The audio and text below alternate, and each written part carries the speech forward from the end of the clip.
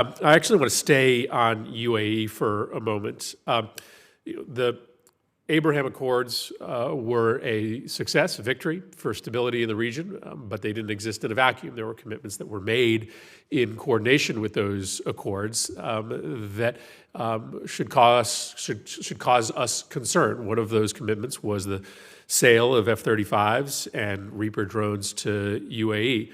The Trump administration rushed into that sale without doing the due diligence, and if they had done the due diligence, they would have figured out that there was real risk of appropriation of U.S. Technology by China. And that is, I imagine, why we have seen a suspension of that sale by the Biden administration. I understand there's a limit to what you can say in an open setting, but I think it's important for us to understand at a basic level why there are concerns about the choices that UAE has made. I mean, at essence, what they did was choose China's 5G technology over the F-35. And so maybe you can talk for a moment about the threat to the compatibility of Gulf defense and U.S. systems if our allies continue to make decisions to more fully integrate themselves with Chinese technology. So I would say a couple of things, and then I've got to step carefully in this setting. But you're right. There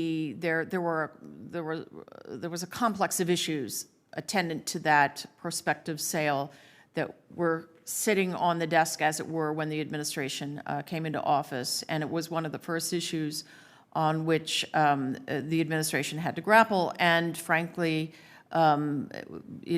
clearly, the 5G issue was just one of several, one of a list of things that needed much greater clarity and much better agreement, clearer agreement, detailed agreement on rules of the road for any prospective sale, given the cutting edge, state of the art technology that would be at risk by a number of things that were in the mix at that time in terms of the UAE's defense relationship with China. So as I recall, 5G pre-existed and was sort of not factored in, we thought, appropriately into the consideration of the deal, and so it was one of the issues. So I would just simply say that in more broadly, we take deadly seriously the issue of protecting our technology, our systems, our personnel. And thus, this issue of Huawei and other untrusted vendors is an issue of discussion with us across the region. And we've been pretty successful in pushing it, basically, people out of the direction of purchasing that technology in a number of cases. We have not had active discussions recently on the F-35, but that will still be in the mix. There are a number of things, and obviously, Senator, to say the least, I'd be happy to come back and do this in a more detailed fashion in a classified setting. And I would just simply encourage my colleagues on the committee and specifically on the subcommittee to get that classified brief regarding some of the very difficult decisions the administration has to make about technology conflicts in the UAE. Let me ask one more question in the second round, then I'll turn it over to Senator Hagerty.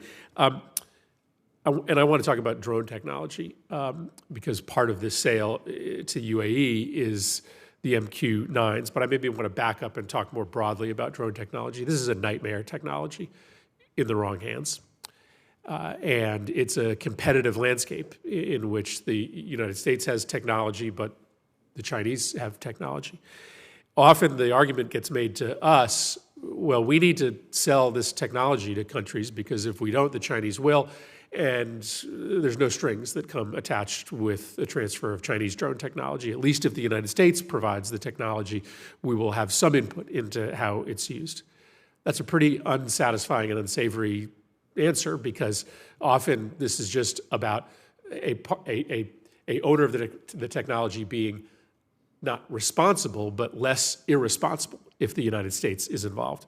So I ask this in the frame of the issue of drones, but you can back it up and be even more general in the kind of technologies we're talking about. But the question is this: are there still good reasons, including human rights concerns, that we may not want to sell certain weapons systems into the Middle East, even if the Chinese are an alternative? Well, I mean, obviously QME is a bedrock issue, so it has to be, any system has to be calibrated in that context. This tension that you cite, Senator, you're exactly right, and it can sometimes feel very unsavory. The Chinese have gotten more than their foot in the door precisely because of their virtual monopoly on drone technology, and they have spread it across the region, helter-skelter.